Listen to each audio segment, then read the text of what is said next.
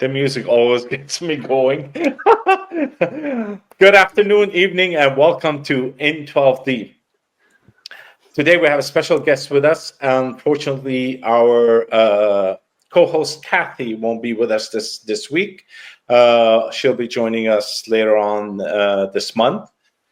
And let's not talk too much. Susie, it's all yours. Introduce Thank our you, great guest Ramsey. tonight. Yeah, today's a lovely episode of In 12D. We've another amazing guest, a friend of mine who I had the pleasure of meeting. I'm guessing it must have been about 12 years ago now. Maybe it's a bit more, maybe it's 14. But our guest today and I met on a program with Jean Houston, and we just kind of struck up a good friendship, I would say. And over the years, we've hung out together, we've visited each other, we've traveled together. So it gives me great pleasure to give you a very warm welcome to Sinead Quinn, who's based at the moment in Spain, in near Alicante in Spain. So welcome to In 12D, Sinead, and thank you for saying yes to joining us and sharing a lot more about your ordinary life, which is really way beyond ordinary, and the extraordinary life that you live. And we're going to delve into that in more detail. I'd love you to say just a few things about yourself, because your bio, I'll get into it over the course of the session, but I'd love you to kind of bring yourself into the show. Thanks. Thanks for the invitation. Thanks for having me. It's lovely to be here, and it's especially lovely to be here with Susie, who, I've known for about 12 years. So we met on a course that was about Supreme Destiny, which was something that I was carrying like a load for most of my life, after sitting in a church in Ireland as a small child, and the priest telling us from the pulpit that we needed to know what our gift was, and it was imperative that we used it. The subtext was, otherwise we would burn in hell. So that was something heavy that I carried for a long time. And it seemed like it needed to be a really big thing, that for your life to have meaning, you had to really stand out. You had to be the biggest or the most or the best or the new Mother Teresa or something like that. And for most of my life, I never really knew what I wanted to do. Apart from travel, I loved traveling. I still love it. And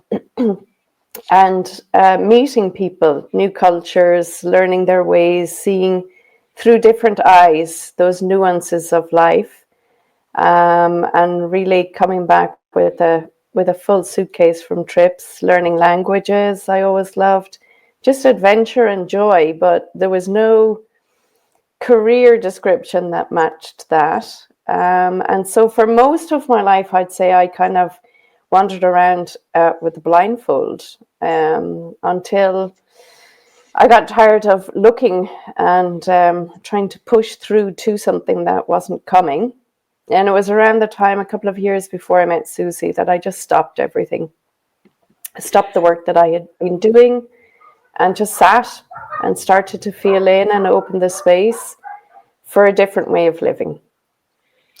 That's really what we wanted to kind of start with, was that point, like where you decided to stop this, I suppose, that big external search, beyond, with all the travels and all the different experiences that you did have leading up to that point. But I think what followed for the next decade is this kind of exploring the complexities of life, and like going into such incredible detail.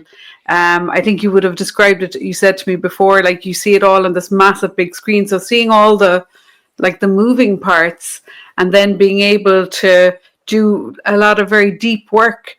So how did it go from, what was that kind of point when you started to really sit and tune in? Like, did it scare the pants off you, or, was it just a natural kind of evolution for you? It kind of came in spurts over the years, and I'd kind of move towards it and then move away from it. And outer traveling started to lose its shine. Everywhere started to kind of look the same, even though I was in different countries. There was this kind of inner part that just wasn't satisfied. It just wasn't filling where it used to fill before. And I was lying in bed one morning and I asked myself a question and had no idea what the answer was, and that scared the shit out of me. And in that moment, I took a decision. I didn't realize what I was signing at the time. I thought it would be like 3 months, but I decided that I didn't really care what I had to walk through, what I had to journey through to get to that answer. If what I was looking for was on the other side, so I kind of signed a carte blanche to the universe. Do what you will. I'm up for the ride. And yeah, it was 13 years. Some of those years are very, very difficult. So I stopped everything. I live in the countryside in Spain, so it's quite isolated. It's very quiet. It's very peaceful. I gave up my job. At the time, I was living on my own, and I had no idea how to go about it. But I just sat and I just listened. And some days I'd sit maybe for 14 or 16 hours and just listen. And every day I would wake up and I'd feel into my body, I'd feel into my emotions, I'd feel into my surroundings, and I'd just kind of feel what I needed in that moment. And then it would just appear, or through a phone call, or, you open the laptop and suddenly you find a mudra or a mantra or a TED talk on something or a book, and so it was just, one step after another, and really, I think, surrendering into the not knowing.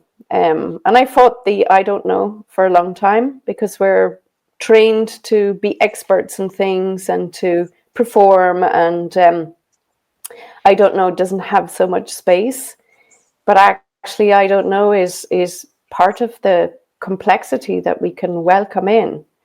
And when we do welcome in all of the parts that flow, the parts that are stuck, the parts that are fragmented, the parts that are coherent, and don't try and make one have more weight than another or more space than another, something really, really incredible and amazing happens. And then life just becomes really joyous and in a way simple, but very enriching. Yeah.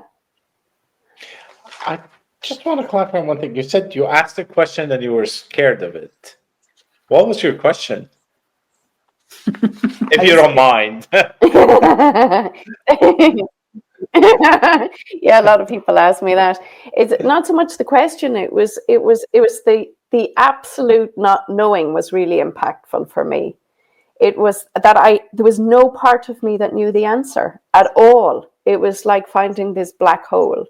It wasn't the question that scared me. It was the absolute not knowing, not having like any inkling, any clue whatsoever as to what the answer was, but knowing that I wanted to know the answer, and being willing to walk through whatever it took to get there. And again, I repeat, I thought it would be 3 months.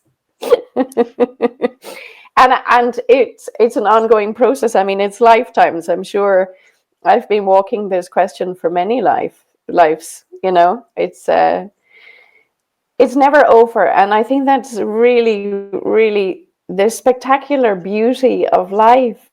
Is that you're never at the end point. There is no end point.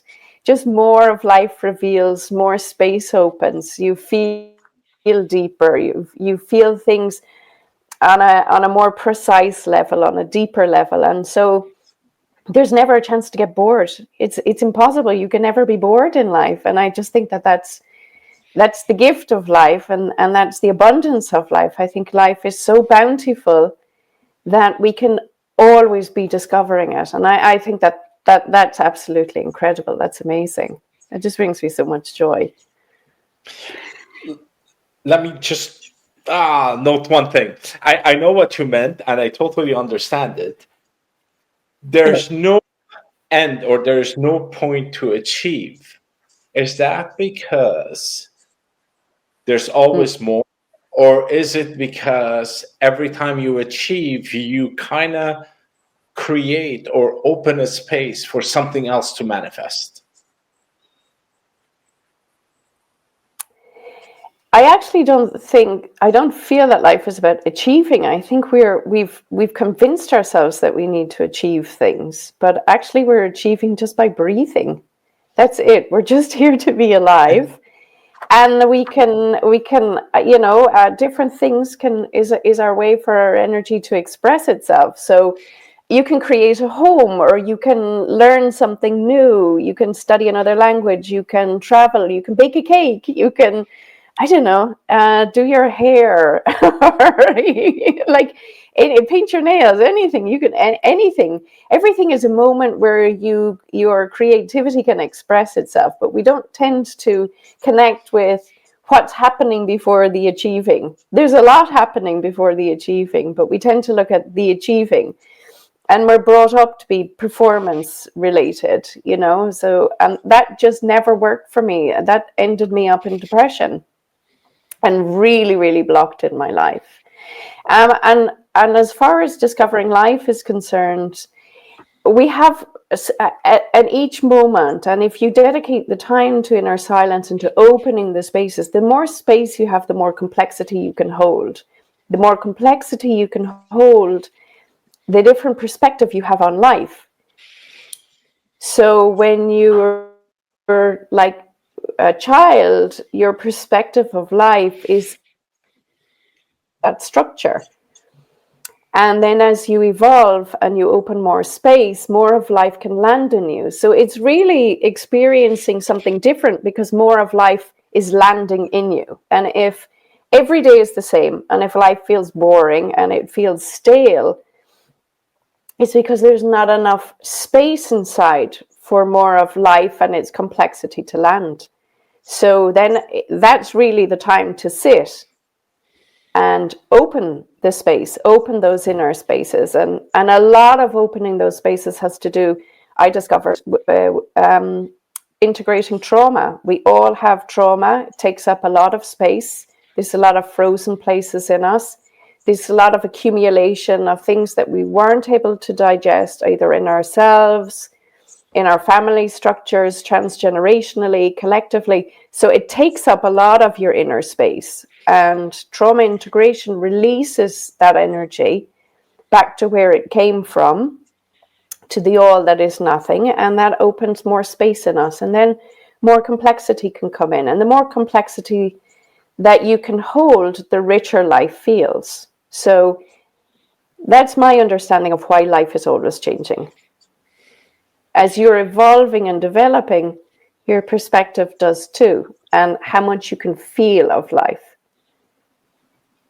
So, Sinead, just to I'm going back to when I met you first. We were both kind of on slightly different paths, but the same. I suppose we were seeking something, and just with different tools and different methods of doing it. But what was very evident was that connection. That connection to each other, to like the little synchronicities that would have happened, and just those kind of breadcrumbs along the path that kind of, like you mentioned, show up each day when you're in that moment. You get to see it or feel it, or you can follow those like little impulses. And I know from your story, you following those impulses brought you to, I think one of your teachers would have been Thomas Hubel, and then you went to, I think you were living in Holland soon after that for a while, or in Amsterdam, or Netherlands, let's say, for a few years after that. And that's when you really were doing the trauma integration work. I know you were working privately with clients as well as doing your own personal kind of healing work as well. So as somebody who's, would you say, trauma informed, is there tools or practices, or does it really require a third party to help with that? Like, is it something that people can go into themselves? From your experience, how would you guide somebody if they're feeling that nudge to kind of finally kind of look within themselves at what's going on, or what they're carrying? I would recommend doing it with somebody. From my own experience, I did 2 years on my own because I just thought that that's what you had to do, that you just embarked on the journey on your own. But I also just I'm fortunate enough to have been born with the necessary tools to know how to navigate those spaces. So I spent 2 years doing that, and I was absolutely blown. I mean, what I discovered was more that I could ever have imagined about life, and I really, really enjoyed it. And then I got time to get. That's when Thomas Hubel turned up in my life. So he's been working with collective trauma for over 20 years, relational space. So most of our trauma has happened in relationship, so with another person or people. It's happened through relating, and so it needs to heal in relating. And there's only so much that you can do on your own.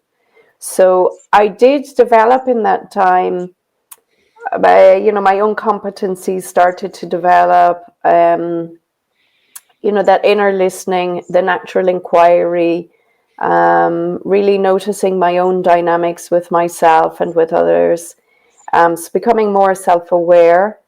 But then that field of relating was something that was new to me, and I'm still really learning about it, because I noticed that I'm like a little baby in that field, really. But I really could see the effect of how necessary it is for another person to be with you in those spaces. So we do need that relating. It needs to form that energetic movement from another person, and also to feel how it feels when you're welcomed, and how you're welcomed exactly as you are. And that it's okay to show up, and that you haven't got a clue what you're doing, and your life is totally falling apart, and you've got these amazing parts of you and these fragmented parts of you, and they shift and move. And in one moment you're 3 years old, and the next moment, you're your actual adult age, and then all the responses that are in between. So this is also the complexity of a person, which is also incredible. All these different shades and colors and feelings that they have, because the entire person is showing up with all these different timelines. Each person isn't showing up as one timeline. So in my case, I'm 54. I just turned 54 last week. And I don't turn up as a 54-year-old woman. I turned up partially as 54, and as a baby, and as a fetus, and as a 3-year-old, and a 5-year-old, and a 13-year-old, and a 20-year-old, and all the ages in between. So all the parts that are still fragmented and haven't digested their part of life, they're frozen. And until that starts to move and grow up, you're not at your physical age. Nobody is. I don't know anybody who's at their full physical age in their development.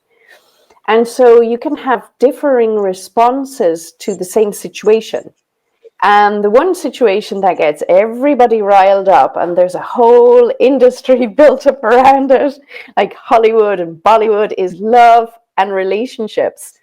That's it's our big thing. We're made to connect. That's what we most want, we most desire, and it's what also helps us become who we are. So in those, like, love relationships really shows you, they're brilliant for showing you how many fragmented parts there are.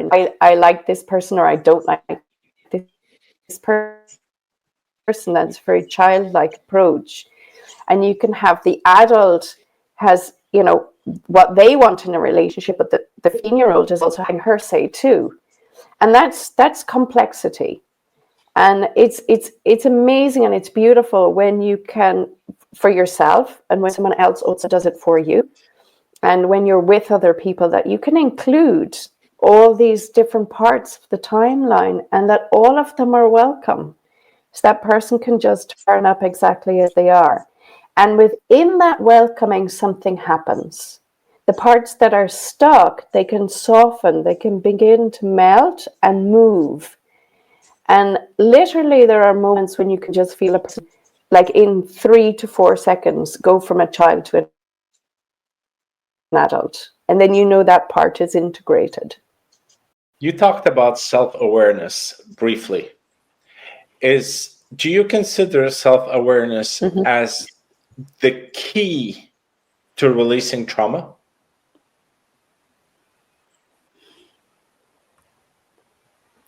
Do I consider self-awareness? And then the rest of the question just cut. Oh, as a key to releasing trauma. No. So, yes, okay, self-awareness. Yeah, it's because self-awareness is self-relating. And my answer would be yes, because self-awareness at the end of the day is self-relating. And that's part of the relating is the healing process. So when you're also able to relate to yourself, how am I relating to this situation? And there within yourself, again, you'll have those different timelines. So your adult, can be undisturbed by something, very relaxed about something, not taking it personally. And then the small child can be in the hysterics and in fear. And it's just really noticing within your body what's happening, within your emotions, what's happening, what kind of thoughts you're producing, how you're seeing it, and becoming aware of what age are you actually seeing from. Am I relating to it from an adult perspective, or am I relating to it from the part that's frozen in time? So, but all of that is a self-relating. That's for me what self-awareness is. It's just your own inner relating to your response. So it's that already, that's a healing step. And it helps also to separate. So within trauma, there's very little space, and everything is either zoomed in or zoomed out. So zoomed in is when you get way too close, and zoomed out is when you've run for the hills. You constrict, you contract, you pull yourself back, you pull your energy up. And so there's when there's very little space, everything is mixed up together. And so your response from the past feels like it's the present moment. But when there's enough space, you can separate it out. So you can feel what your adult relating is to it. And then you can feel the reactiveness of the younger places. And when you can separate the two, there's an adult that can actually be present for the child, who can relate to what's happening to the child. And that again creates the healing movement. So, it's self-awareness for me is self-relating, and that's a big part of trauma integration. So, like, she's a person who has incredible insight into life, because she's just always had this different advantage or perspective on life. And I think it's to do with the sort of natural curiosity that we have as children, and those natural born gifts that a lot of people have, but they dampen down over time. Like, I'm sure, Ramsey, when you were young and growing up in Lebanon, like, what sort of perspective did you have on life? Like, did you feel like you were having to, I don't know, kind of conform to social norms, or had you a more imaginative sort of experience? Or Well, a lot of things happened. Now there's Ramsey in the spotlight. I had a different perspective on life too.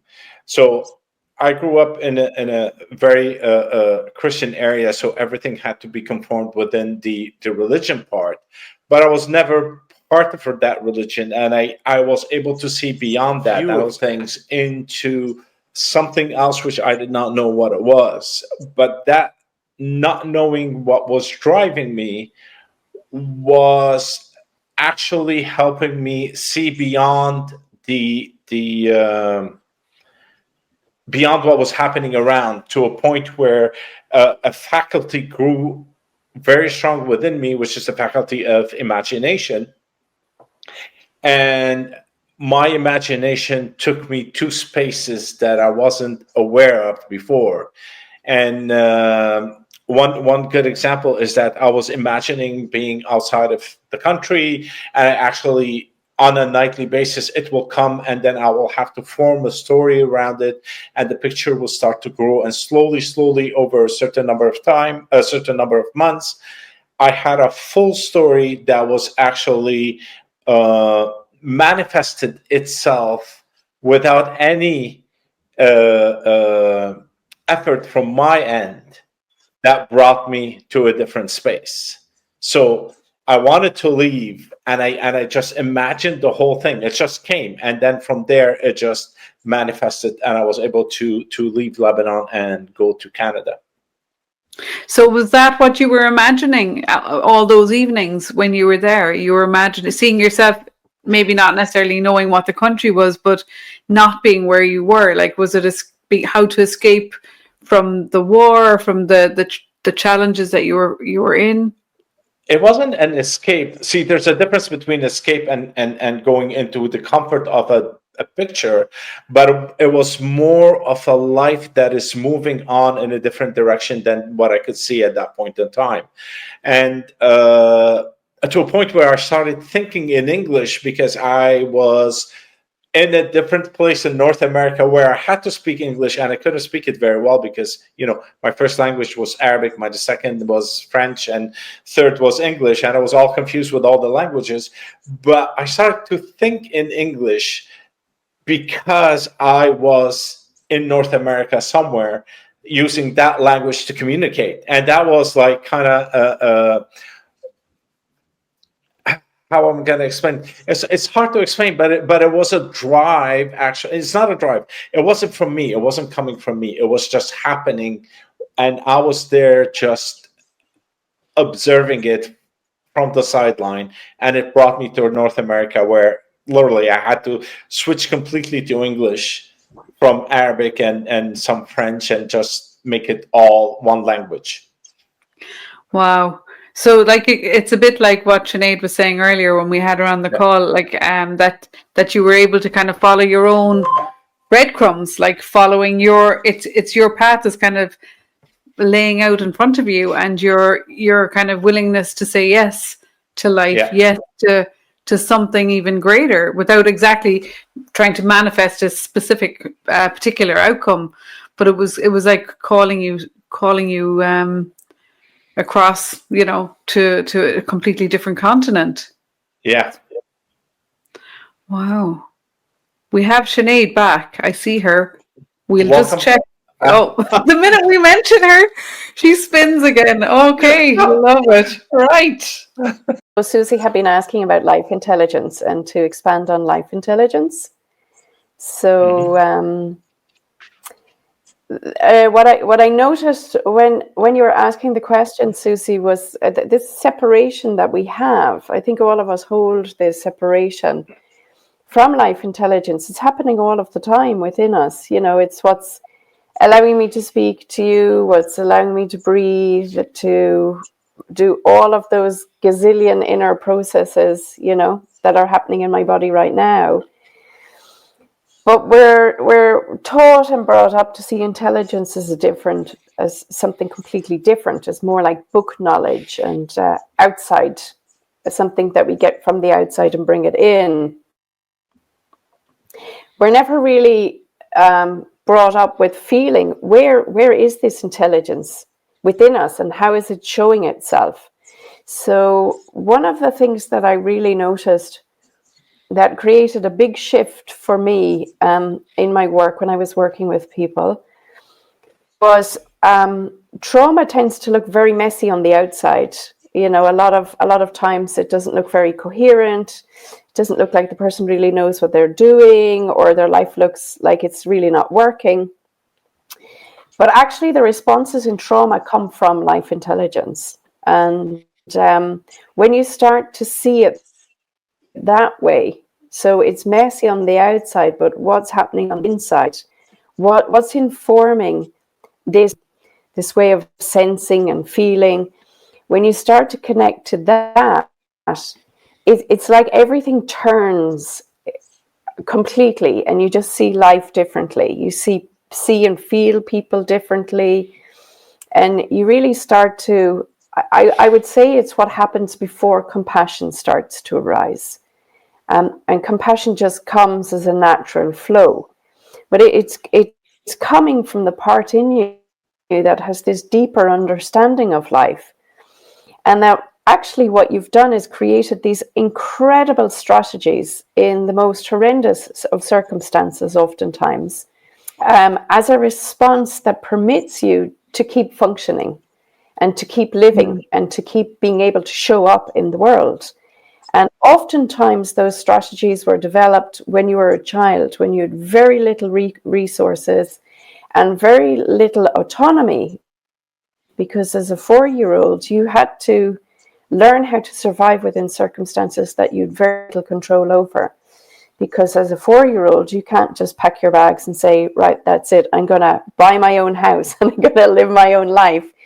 You're stuck in the system. And so as a child, when you look at the absolute incredible creativity that children have, and these strategies that then create difficulties oftentimes in adult relationships because they haven't been upgraded. They're still child strategies. And again, I'll go to what Ramsey asked about self-awareness. When you start to become aware of, oh, this was a strategy that I created as a child, sometimes you still need to keep them. You still need to keep doing that because it provides something for you and there's an intelligence in that. Or it's the moment for an upgrade. And again, it's life intelligence that upgrades. It is life intelligence is a constant streaming within us, but we're very disconnected from it. And the disconnect has come from trauma.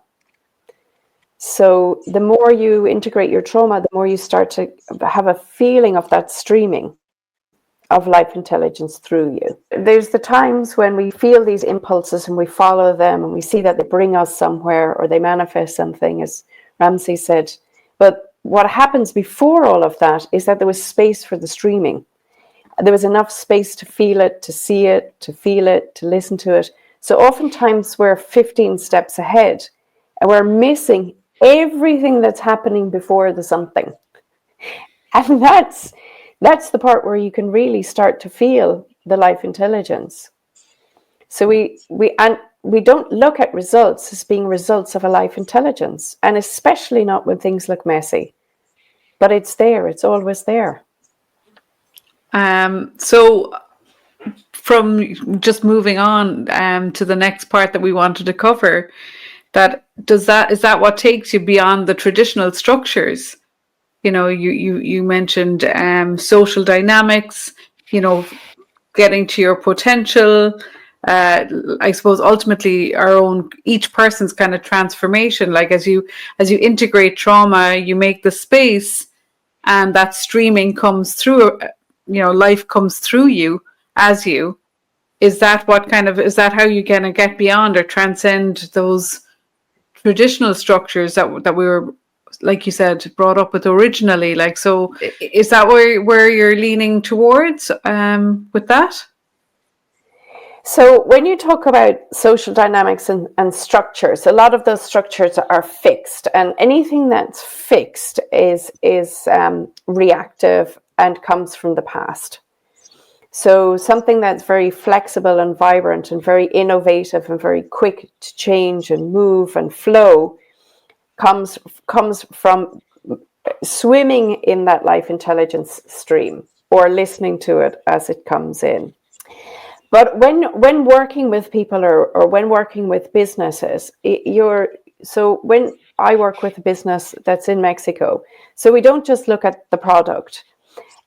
We include everything that's there. So what's happening in the CEO and the founder of the company, what's happening in her, the social dynamics that are structures that are crystallized, they're collective structures that are crystallized.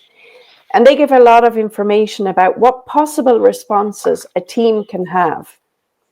So whether they will, how much space there is for their innovation, how much space there is for their potential, or how little space. So how stuck it is, how pulled back they'll be, how forward they will be. Those don't come so much from just from the company. You have to start looking, and you can see it and you can feel it. These structures that are crystallized intelligence. So it's not intelligence that's in movement anymore. It's something that's fixed. So it will always give the same response. It's stuck in a loop. So no matter what you try that's different, you know, companies a lot of times think if we have a new idea, everything will change. No, until you unstick what's stuck, you'll always have the same response. So you need to, it's fundamentally important, these social dynamics that we have, because they're crystallized structures that are informing your entire field, and they're informing your team about how to behave with each other.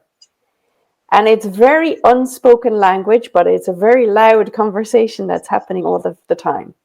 So that needs to be included. And this is the complexity of working with complexity. When you're working with a company, obviously, there's a lot more complexity than when you're just working with a person, or when you work with couples who want to improve their relationships.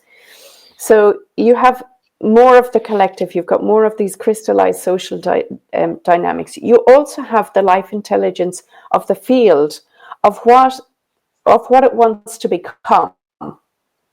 So, like, say, for example, I'm in an area where there's a lot of wine in Spain. Spain would be very famous for wine. Also, Ramsey's sitting with olive trees. There's a lot of olive oil. Those fields want to become something, and that will influence the innovative products that emerge, or trends. And people start looking at trends, or they look at, new innovation, but they're not looking at what happened before that, which is actually that the field and the product wants to become something. It's like it has its own personality, and you can listen to it, and you can follow its movements. And when you do that, energy becomes very self-organizing. So your business development and your business strategy becomes self-organizing. It takes care of itself. You don't have to plan. You don't have to strategize.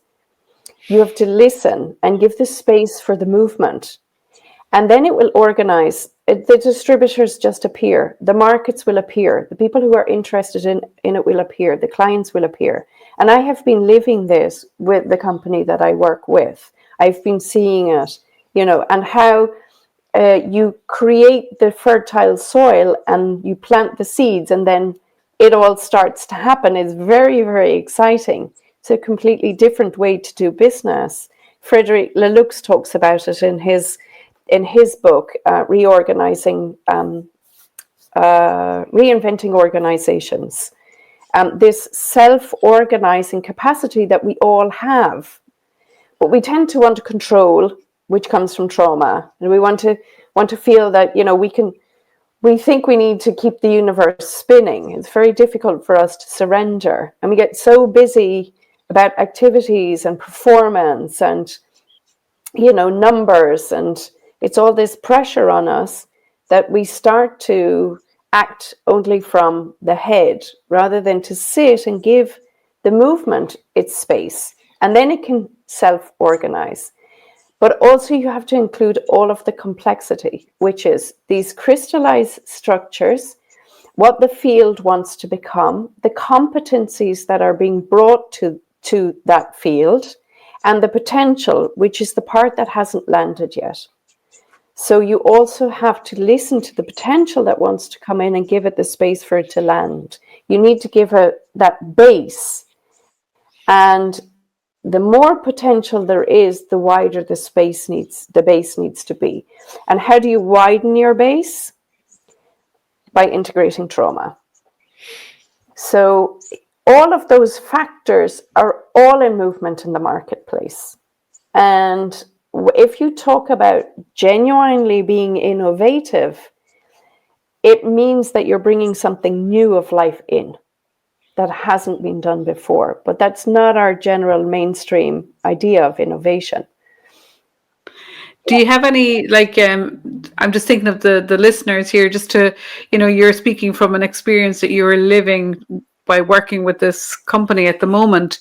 But are there other companies that are working on that kind of model as well? Like, are there any other examples that you might be able to share to help us kind of grasp this shift that seems to be available? Whether it's people are taking it up or not is another thing, because obviously there's an awful lot of toxic kind of masculinity and power struggles going on in the world of business and finance and politics. So, but I do believe in, that divine masculine expression and, a different, like you said, an innovative approach. Like what companies are doing that, and what does that look like? So 2 of the companies that come to mind would be Patagonia and Eileen Fisher. Both are to do with clothing. So Patagonia, for me, when I tune into the company, has probably the most coherent energy of any company that I've experienced, and a really massive base. It's like literally like feeling, the Himalayas. It's like feeling a mountain. And Patagonia didn't start as a business. The founder of Patagonia loved mountaineering. It started for a man's love for a mountain. That's how Patagonia got started. He was working with metal in a metal shop, and in his free time he would go mountaineering, and they used to hammer nails into the mountain, to have their grip to go up the mountain. And one day he realized that he was harming that which he most loved. So he started to look at what he could do to not damage her. And then people saw what he had created. They started coming looking for it. And the company just kind of became, he didn't set out to start a company. And a lot of their practices are because they're listening to something. They're aware of the global crisis, for example, how few cotton harvests are left. It will maybe happen in our lifetime that cotton will disappear. The need for doing business in a different way, right? Doing it by listening to something, but the foundations of that company were already built on that listening. That's why, in my understanding, it's such a coherent, energetically, it's such a coherent company, because it started from the listening. It started from the being with what's happening before the action, and then the action coming from listening to that streaming. So they, for example, if they create something that's innovative, that has a positive impact on the environment, they gift it to their competitors, because their understanding is we need to start doing something differently. We need to start, creating clothes in a more intelligent way. And it's beneficial for everybody to have these practices. So that's a marked difference. They're on a collaborative game board, and anybody who's keeping innovation to themselves to have the competitive edge is on a completely different game board, which is the competitive game board where I win, you lose. So they're 2 completely different game boards. So Patagonia is definitely on a collaborative game board. And another company that I mentioned is Eileen Fisher. So she has shared that she has a meditation practice.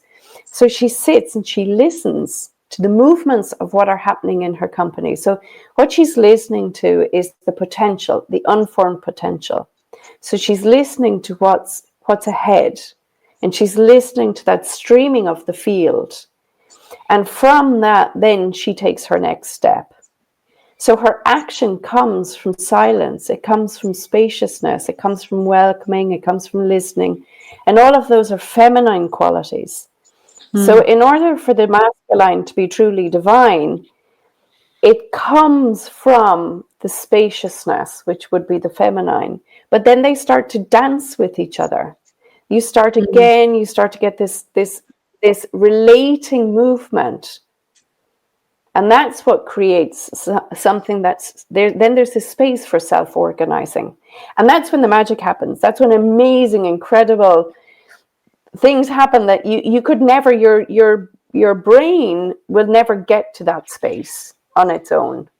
I would be very shocked if it did. I just can't see how it would happen. I think it does on an individual level. I think from the individual perspective, where it's just you, it's that flow of life. But like when we're able to surrender to the flow, that magic does happen to us as individuals, because like you said, the opportunity shows up, or the book, or the TED talk, or whatever is needed next shows up, and you make, when you're in that flow, you can recognize it, because you've created a spaciousness. You're not trying to push the rock up the hill. Like, you're not trying to control the universe. You become, what I see is like the co-creator. Like, it's a co-creation, it's a gentle dance. It's that kind of subtle movement. And like, I'm interested in, are there companies now where, maybe meditation and practices. I know a lot of companies give lip service to, wellness or mindfulness or whatever. But what is the real outcome of that? Like, when people become more conscious in a business environment or in a organizational kind of structure, Ramsey, do you have any, I know you've come from a very corporate background as well. So I'm just curious what your take on what Sinead is saying and what I was saying is. See, corporate America is totally different than what you or Sinead was talking about. It's more about do, and get a results. And every month you have to outperform yourself, outperform your previous month and your previous quarter and year over year and so on. It's more of a highly competitive, outcome-driven corporate world. But now we're seeing more of the small businesses where they're into allowing things to come up, allowing a product to come up. It's like this, the evolution of N12D.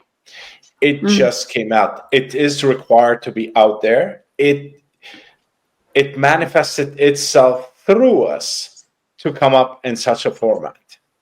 And so the way we're working is not on a month-to-month, quarter-to-quarter basis, but we are working from the heart, saying this is a product that we want to bring up to the public, because we feel there's a greater good in that, and that on its own will work itself through us to expand within the communities, which is a totally different play field.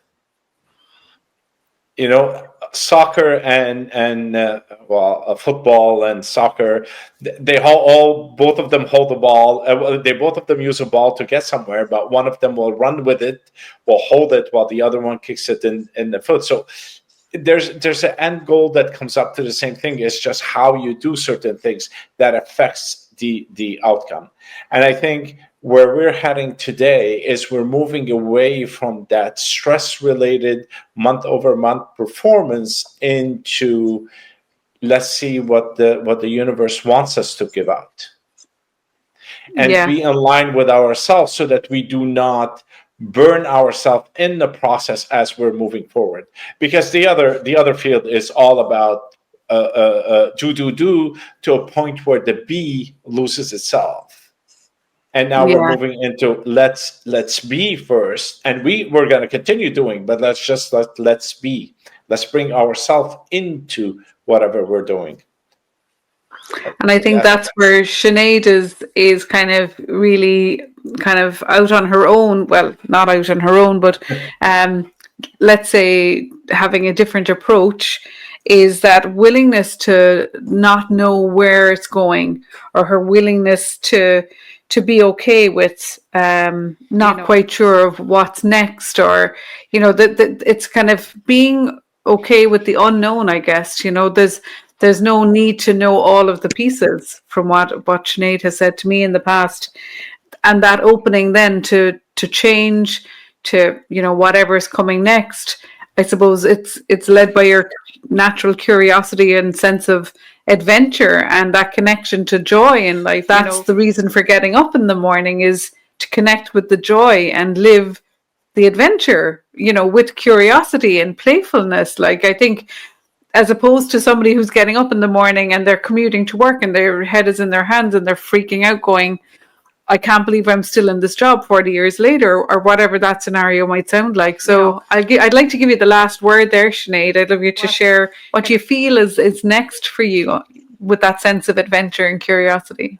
Really being back out in the world again, I'd say. It's quite a process to go from the where I navigated for 13 years, which was very internal and in semi-isolation, to being back out in the world again. So I've just come back from India, which was absolutely amazing. I was there for 3 months.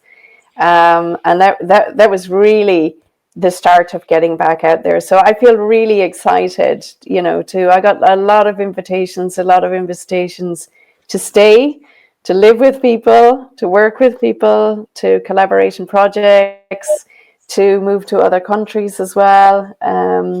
So a lot of invitations, and just that feeling of there's so many beautiful people and amazing people in the world, and there's so many stunning places to visit, and so much to see and enjoy in life and in the world, and just feeling really, really excited about the invitation. I can also feel it's not just that I want to be out there. There's something receiving me as well and inviting me to be out there too. So that has me very, very happy. I know that you just mentioned your trip to India and your experience with Ayurveda. I'm a massive fan of Ayurveda. I'm a big advocate for self-care and practices like that. Justin, to sum it up, like, what was your overall kind of takeaway experience from your commitment to that self-care, to that ritual, to, I suppose, doing the practices, the self-care practices that Ayurveda recommends, like, having come through it, how has it changed things for you? Has it, what's the takeaway experience for you? Well, my first feeling when I felt that it was the moment, because I was a really long time, I was more than 10 years that I wanted to go for Ayurveda, and it just wasn't the moment until I felt it was. And India requires that you surrender, that you stop trying to control everything, and you just let things take its natural pace. If you fight her, you're going to have a horrible time. But if you surrender, she's bountiful beyond belief. She's so generous.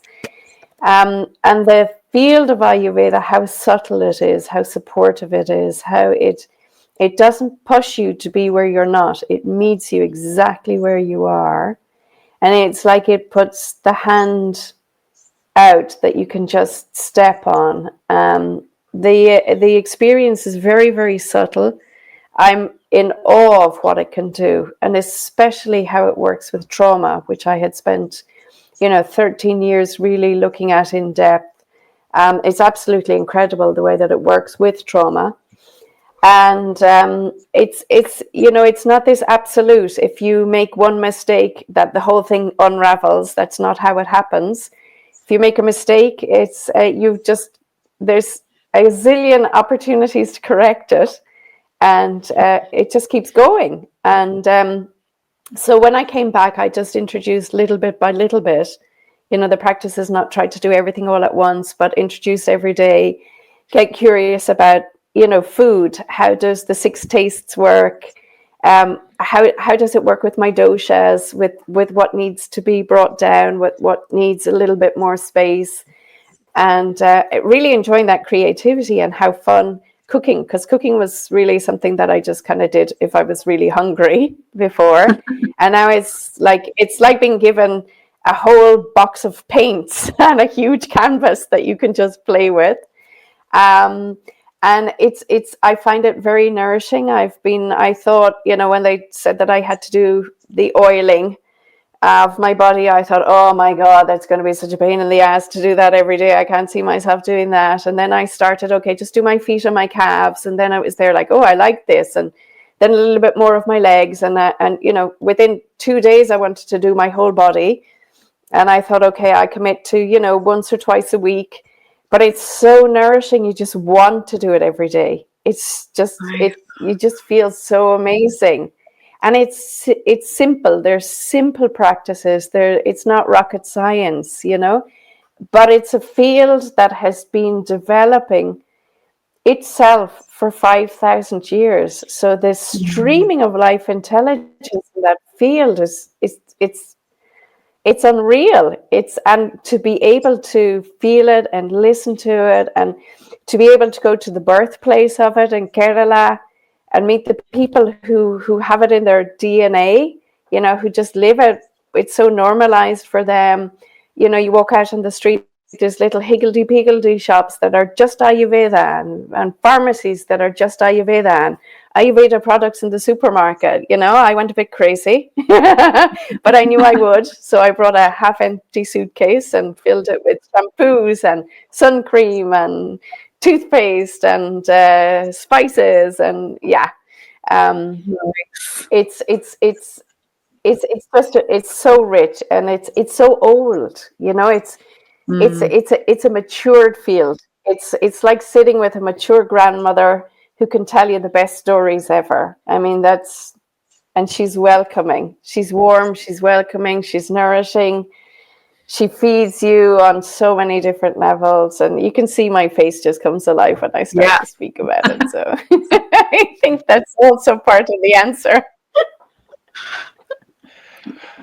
Well, I want to take this time to thank you, because we're 4 minutes beyond the hour. We thank everybody our listeners. We do apologize for the technical difficulties. It happens, but we're also blessed with the technical difficulties, which gives us an opportunity to invite Sinead again on our show, and hopefully you'll be able to join us soon. We'll connect after that.